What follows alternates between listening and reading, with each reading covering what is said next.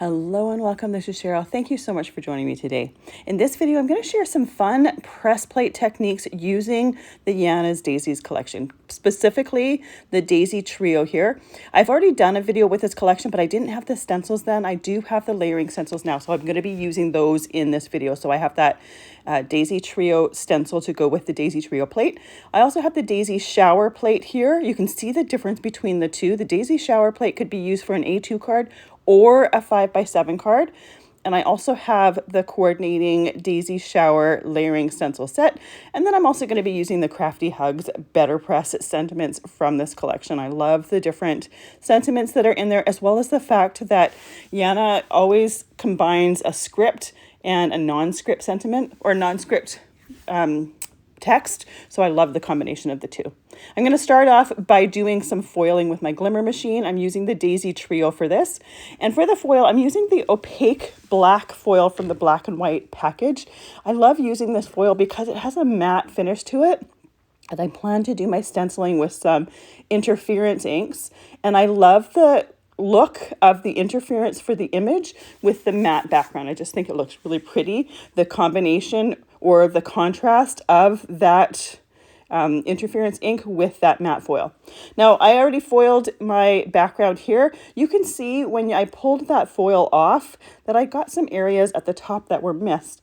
Now, if it was an solid hot foiling, I could go back in and refoil that to give that a little bit more time in the Glimmer machine.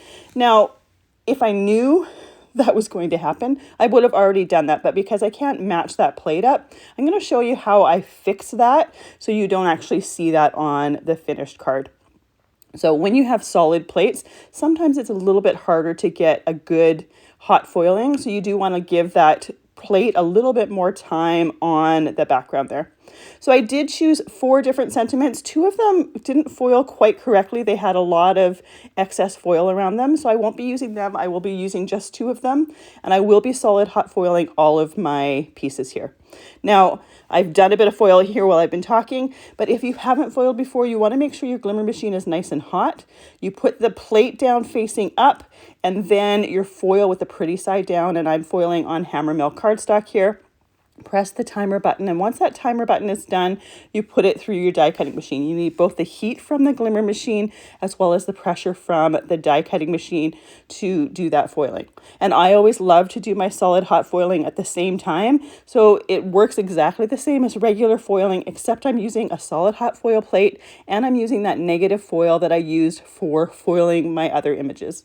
So same as my foiled sentiments there, I will only be using 2 of the negative foiled sentiments simply because there's 2 of them that didn't foil right, so the negative hot foil didn't foil right either. So the sentiments have coordinating dies that go with them, which makes it really, really easy to get some really nice die cut sentiments, die cut foiled sentiments. So I'm going to die cut those. I'm also going to die cut the solid hot foiled sentiments. Anytime I die cut foiled images or stamped images, I like to tape that die in place to make sure that it's not going to move on me. I want to make sure as I'm putting it through the machine that it's going to stay exactly where I want that die to go. So I just use some Best Ever Craft tape to help that happen. Here I'm using some thinner Best Ever Craft tape. Later on in the video, I'll be using some thicker stuff. You can intermix both of them. I do use my foil or my tape several times, so I get a lot of use out of that tape. I don't use it one time and then toss it away, so it does go a long way. So you can see how handy it would be to have both the foiled and the negative foiled sentiment, because you can pick and choose which works best for the image that you're doing. So for my first card here, or my first background, I'm using the foiled image, and I'm doing it with 3 different interference inks. Anytime I use interference inks, I love using either Black Soot Distress ink or Hickory Smoke Distress ink to do some shading. If you haven't seen any of my videos with interference inks, I have a whole playlist. Interference inks look one way on light or white cardstock and a different way on black or dark cardstock. And I love playing with that. So by putting a little bit of, in this case, Hickory Smoke Distress ink down, I am playing with those properties while I am doing an area with those interference inks. This first stencil here has both the stems and the flower centers. So to make sure that I don't get my ink where I don't want it to, I use just a tiny little bit of painter's tape to mask off the areas. You could also use the Best Ever Craft tape. It doesn't really matter which tape you use. This just helps to make sure that I don't accidentally get my blending brush where I don't want it to go. So for the flower centers there, I used some Lavender Fields. For the greenery, I used Summer Garden. For the daisies themselves, I'm going to be using some Opal blush. So I'm layering the second stencil here. For this particular background, there's 4 layering stencils in the Daisy Trio set. I'm actually only using 3. When it comes to the 4th one, it wouldn't work because it's kind of a background shadow stencil. So because I already have the black foil here, it wouldn't work for this. So anytime I'm doing my stenciling with these interference inks, I first use that Hickory Smoke Distress ink, do my shading where I want it to go, and then I use a microfiber cloth to remove any excess ink from that stencil. That way, when I go to use the interference ink, I'm not picking up that Hickory Smoke ink with my brush. I'm making sure that I don't contaminate my ink pads. The Hickory Smoke is fairly light when it comes to this, and I'm not using a ton of ink, so I don't really think I would contaminate my pads. My mind went completely blank there, but I do like as much as possible to try to eliminate that possibility. So I do take a dry cloth and wipe it off. It only takes a second, but that way I know I'm not picking up ink I don't want to when I'm doing my stenciling with the interference inks. I also start at the center of my flower where my ink is heaviest on my brush and work my way out. I like to try to make it so that it's darker towards the center, a little bit lighter towards the outside, just to give it a little bit of natural shading and highlighting. So here is my background, and you can see that top part especially where I have some white or from that background that didn't foil. So what I'm going to do is I'm going to take some black soot distress ink and I'm doing a little bit of ink blending around it. I also have a detailed ink blending brush that I can use closer to the petals. Now, when you first do this, you'll notice that there is a completely different finish from the ink than there is from that foil. You lose that matte background. But if you let this ink sit for a little bit and then use a paper towel to blot it off and then wiping away from the flower, because I don't want to accidentally get a little bit of that black soot distress ink and wipe it into the flower petals, you will take off that finish and you'll get that matte finish again. You do have to wait a little bit, a few minutes. Like I'm doing it almost right away and it doesn't remove that finish quite yet. So I do end up letting it sit to the side and then I take a moment and remove it and it comes off. Now, Glimmer foil itself resists ink. So because I am using this all over the foil as well as that background, it's going to wipe it off of that foil and the ink is only going to stay on those open areas or those little pieces that were not foiled. So this is how I like to fix this issue.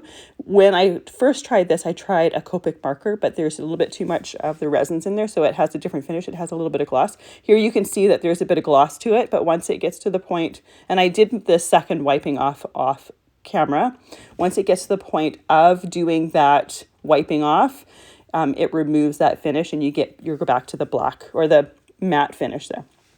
So for my second background here, I am using that 4th stencil, the one that's the shadow, and I'm using it with the Hickory Smoke Distress ink to create a shadow behind my black solid hot foiled daisies. So this is going to create just a daisy silhouette behind a colorful background, and I'm going to use the exact same interference inks that I used for my coloring in the daisies for the first card. So I'm starting at the bottom with the Summer Garden. I will do Opal blush in the middle, and then I'll do Lavender Fields at the top. Now these are the original interference pads. They don't really blend well between 2 colors. Lisa is coming out with some new color shift pads that do a fantastic job of blending between colors. They're a little bit more of a creamier ink. They make it a lot easier if you want to blend between colors.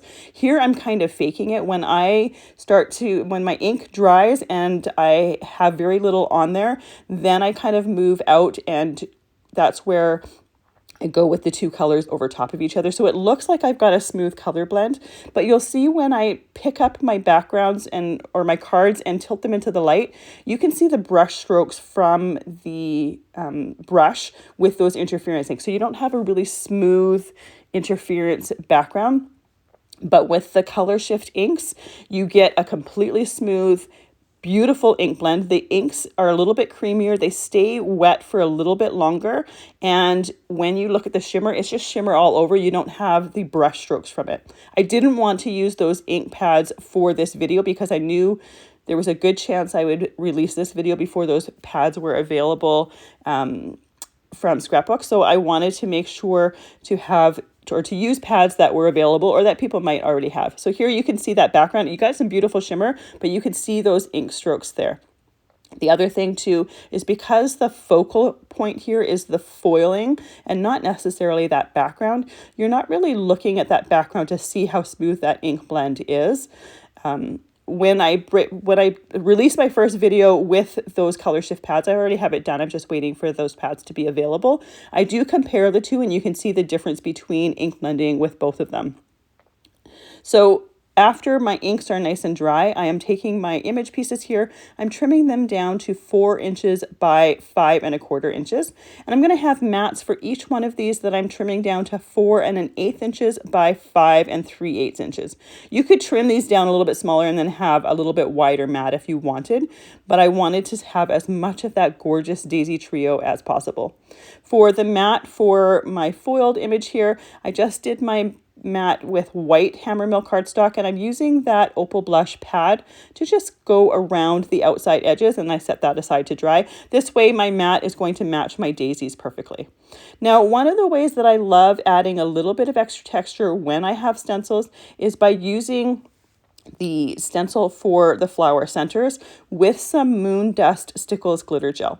So it gives you some nice dimension. It adds a little bit of extra texture to the centers of those flowers. And because we're using a stencil with a palette knife, you get a nice even coat.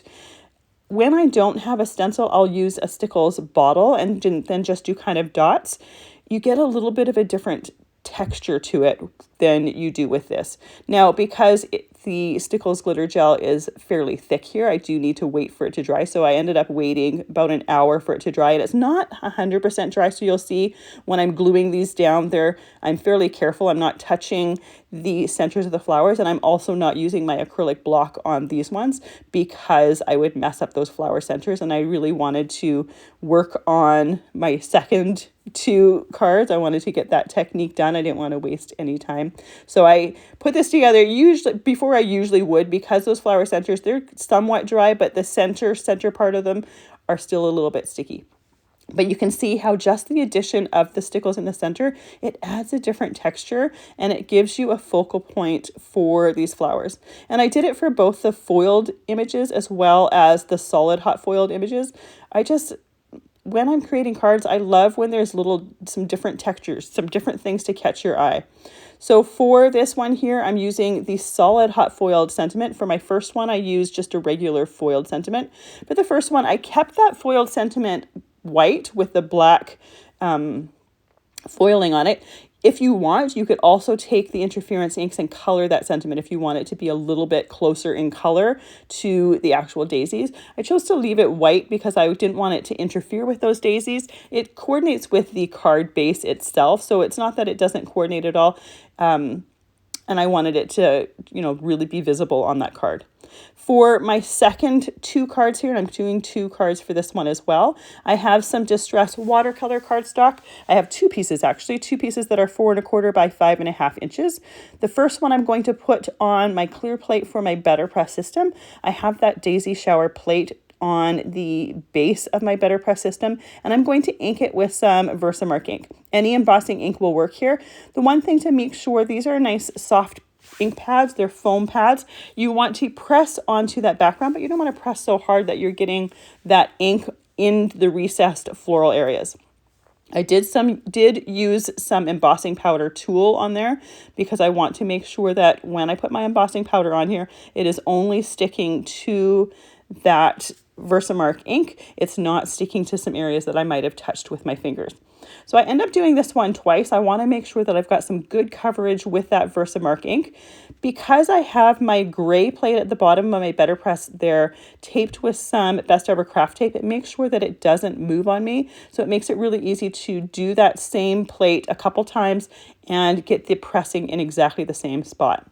For the embossing on my background here, I'm using two different embossing glaze. I'm using crushed olive and I'm using peeled paint.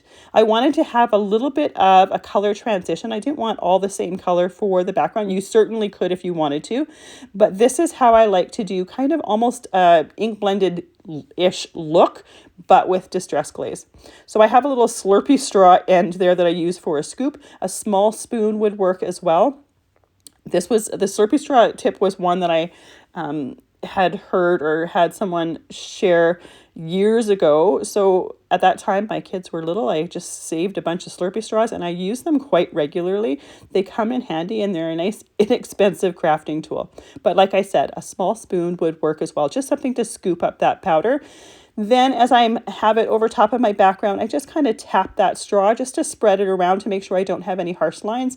And you can see when I took that powder off, I poured it right back onto the background again to make sure that I filled in any areas that had some sparseness to them.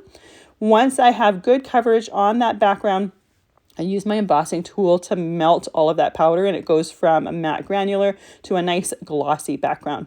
Now, because I mixed two different colors here, I will not be putting this embossing powder back into the same containers that I got them out because obviously you can't unmix a mix. You can use a container to save the powder in if you want. I didn't end up having a whole lot left, so I ended up, for this particular card, I tossed it. I regularly will save the mixes, but I find that I tend to mix different ones, so I don't necessarily use my mixes as much. But you can see that by doing this, I have light on the bottom and darker green at the top, but a nice transition between those colors in between them. So it gives a really interesting look to that background. Once that is embossed, I'm ready to use my layering stencils to color in the image. So for my greenery, for my leaves and stems, I'm using some Forest Moss Distress ink, putting a nice amount down. Now I'm going to be doing an ink transfer technique. This is one that I learned from Jennifer McGuire many years ago. I want to say like 2-3 years ago, she did a video on it. I don't actually remember what video she did. Otherwise I would share it. But I have my embossed background. I'm going to ink blend my images here, and then I'm going to mist with water and transfer that ink to the other piece of watercolor cardstock that I have. Now, because I'm using my interference inks, for this one, I'm using some black soot to bring out the properties of that interference ink. For this particular technique that I'm doing, you could just use regular distress inks. Any ink that is water reactive will work. I do like to use the interference inks because you get that little tiny bit of shimmer from those interference inks. After I did my shading with that black soot, I used that same dry microfiber cloth to clean off the excess ink. And for this particular one, I'm using Tropical Paradise interference ink for my flower petals. It has a nice bright pink, but on the areas that have that black soot below them, it has a bit more of a purpley blue tone. So again, I love having both of those properties and playing with both of those properties. Now these inks, they are water reactive. They will dry right off clean right off my stencil with just water. You don't need any special cleaner. Now that pad that I'm using was quite juicy, and because we have a lot of embossed detail, those inks will not dry on top of that embossing. So I just used a clean paper towel just to blot the ink briefly to raise any ink or take any ink away that was sitting on top of that embossing. For my third stencil here, I'm going to do the same thing as I did for my second one. I'm using the black soot distress ink to add some shadow or some shading to the centers of the flowers. I'm using my clean microfiber cloth to just remove any of that excess ink from the top of the stencil. And then I'm using that same Tropical Paradise interference ink pad to ink blend those areas and color the rest of those flowers. So once I'm done stenciling it, when you look at this background, you'll see that the colors are quite bright and dark. There's a lot of ink to them. I chose ones specifically that were darker or brighter so that when I did my transfer, the colors automatically lighten. You'll see that when I do my transfer, that automatically there's a complete difference in tones, that it turns more pastel because of that ink transfer.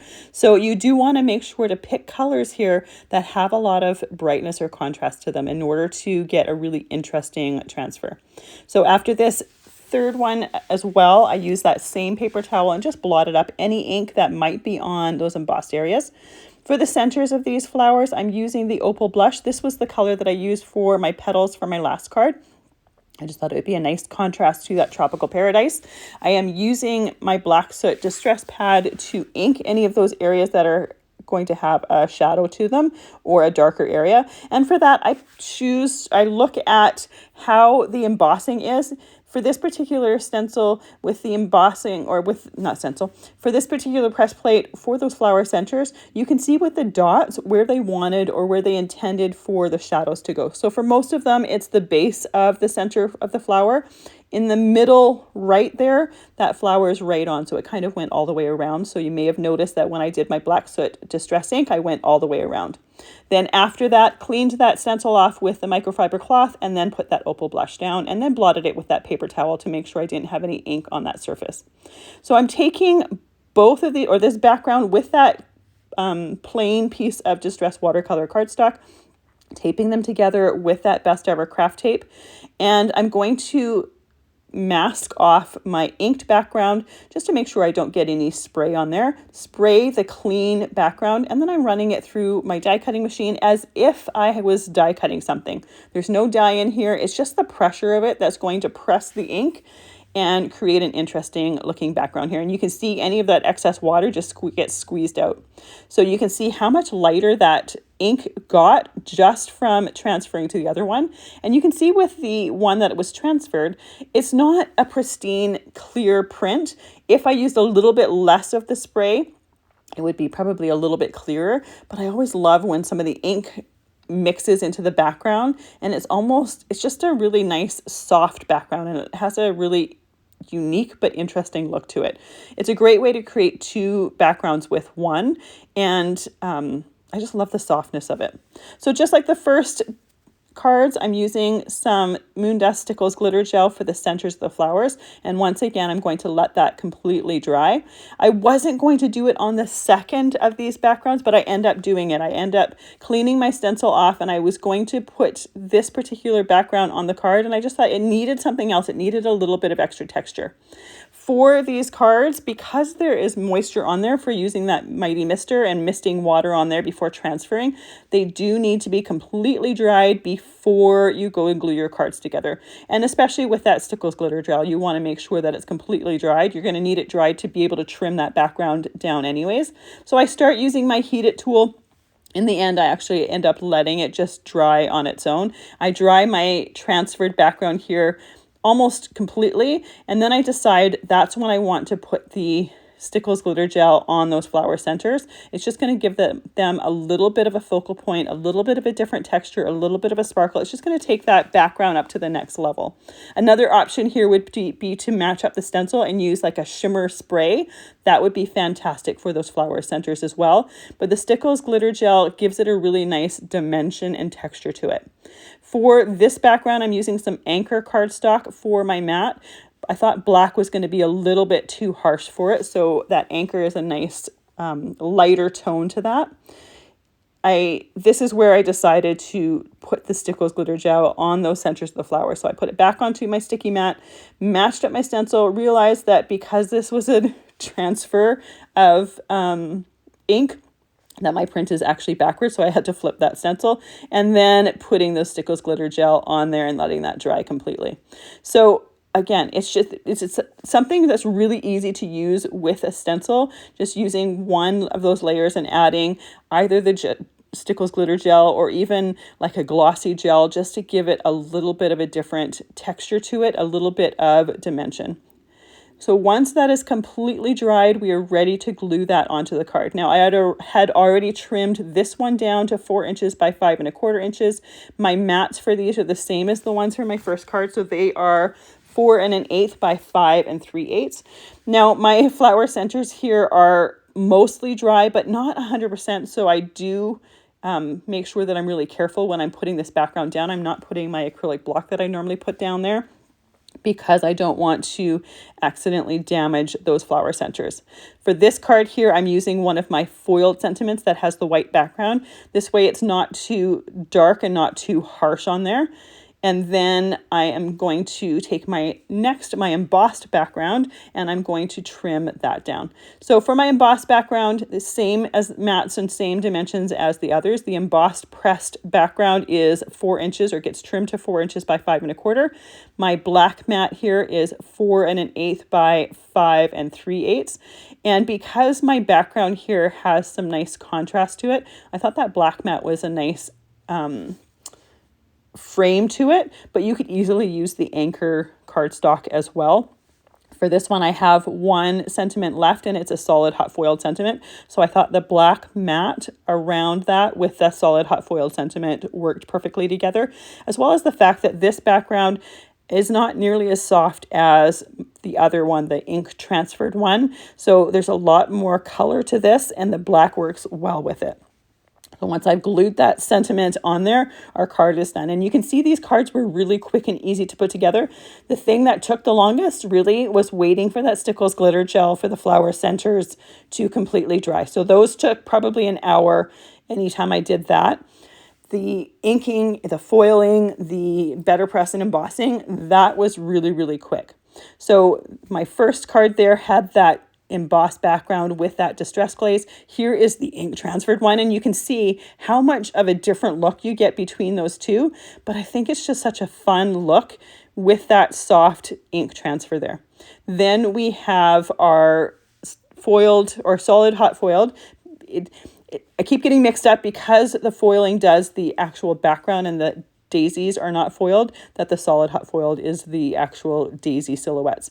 Those ones done with interference inks, and I just love the combination of that matte foil with the interference inks. And you can see that when this one gets tilted in the light, you don't have that shine that I had when I first added that distress ink to correct that background and those open spaces, and all of those open spaces are not there anymore. Thank you so much for joining me today. I really appreciate the time that you spend with me. I hope you have a fantastic day.